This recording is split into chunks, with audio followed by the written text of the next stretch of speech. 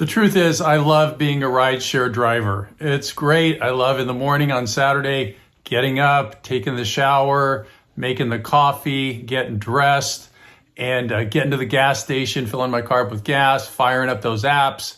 I know I'm going to watch a sunrise. I'm going to have some great conversations with some of the passengers.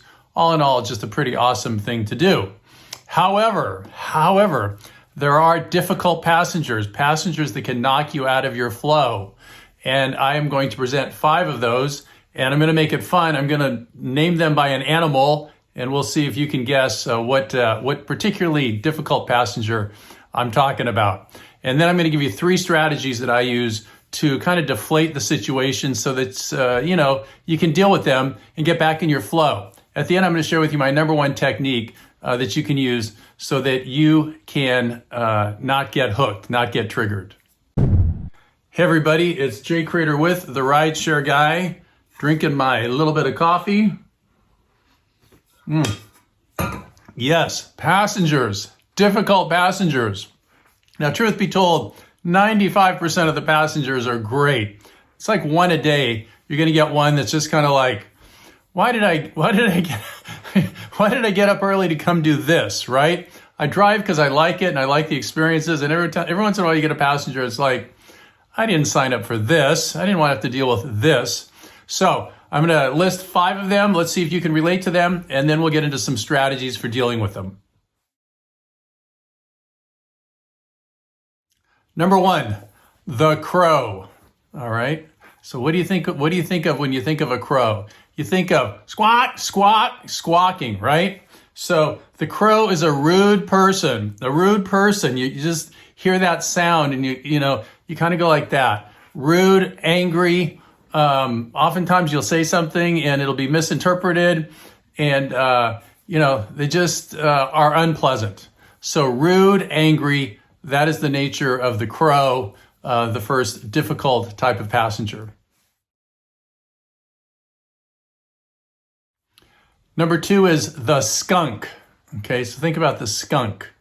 Well, you think it smells bad, right? It's sort of toxic. So for me, the skunk is sexually suggestive and even aggressive, right? So that's the person that's very inappropriate, and they kind of hit on you, and make all these suggestive innuendos, and sometimes come flat out and say what they want.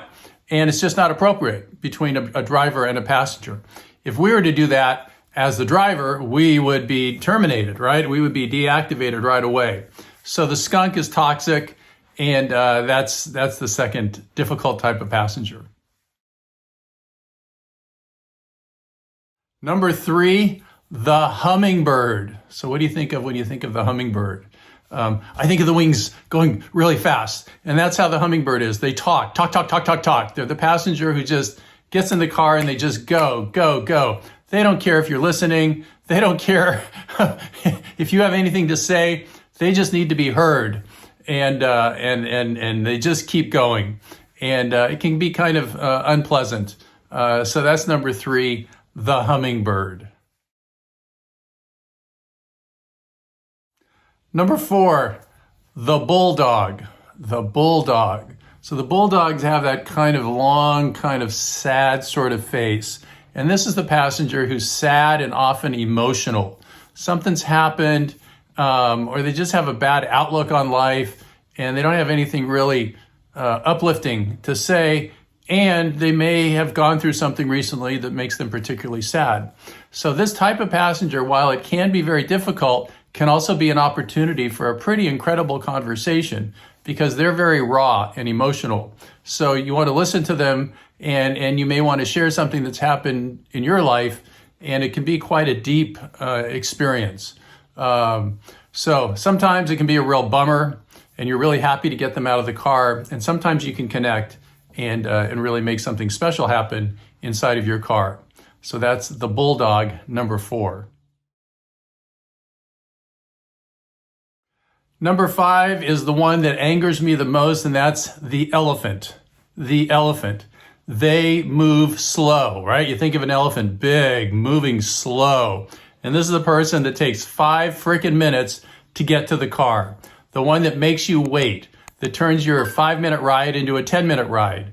And they get in the car and they don't even apologize. And that's a characteristic of the elephant. They don't apologize. I'm all right if someone gets in and says, hey man, I'm really sorry. I'm running a little bit late.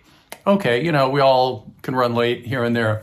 But the elephant gets in the car and they have a sense of entitlement and they don't apologize. They just get in the car and get into whatever they're doing. It's almost like you don't exist, right? And I got to think that's how an elephant thinks about life, because they're so big, everything else is just pretty small in comparison. So while I love elephants, I don't like the passengers that behave like the elephants. So that's the fifth, the elephant. Now, what can you do about it? What can you do about these passengers? So the first thing you can do is become empathetic, experience empathy. And the way you do that is you put yourself in their position. So, for example, if someone's sad, you can think about what's that's too bad they're so sad, right? That's not a good feeling. And then right there you feel some empathy because you've been sad in the past, you've had the experience. So rather than thinking, oh, I don't want this sad person in my car, you're thinking, I wonder what's going on with them, and that doesn't feel very good. They're not in a good spot. And I'm grateful I'm not there. That's something else that comes with the empathy. So put yourself in their position.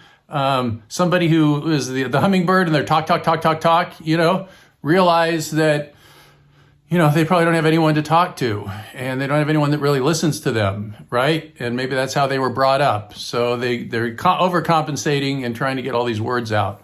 And once you kind of see life from their point of view, it changes how you're experiencing those customers. Number 2, talk your way out of it. So I find sometimes if somebody's in a particular state, if I can just start talking and telling them like a story, then they become passive and receptive. And that kind of disarms them completely. So once in a while, it just works to just kind of start talking and telling a story, and that will get them from being aggressive to being receptive to being pacified a bit, and that will work. And number 3 is listen your way out of it. So most people want to be listened to, and this is like a human need, right? They don't feel like anyone listens to them. No one really understands what's going on with them. No one's getting them, right? So by listening to them, you become an ally, and they're going to treat you well, right? Because you're giving them something they don't get in their normal life, which is somebody who listens and seems to care what they're saying. So you can turn a situation around pretty quickly just by listening and acknowledging what they're saying. And then throw in a few phrases like, wow, that's amazing. What happened to you? Tell me more, something like that.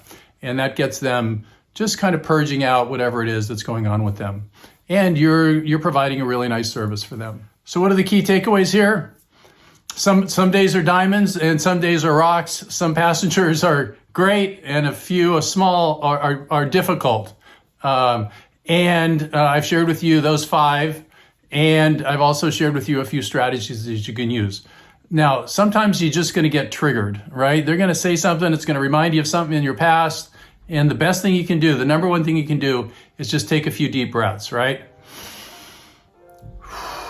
And that just brings you out of your head, back into your body. And that's the quickest way that you can kind of get regrounded so that you're not thrown off your flow, what I call your joyful flow. And that's where you want to be. That's where life really works. That's where you resonate, you connect with things, everything's magical and happy and all of that. So take a few deep breaths and that'll bring you back. Okay? Awesome. Thanks for watching this. If you liked it, if you liked the animals, give it a check. That'll allow more drivers to see this, and they can learn more about difficult passengers. If you haven't subscribed yet to our YouTube channel, subscribe. We give you fresh content every day. And if you haven't told somebody you love them today, go out and tell somebody you love them. Have a great day and be safe out there. I'll see you next time. Bye-bye.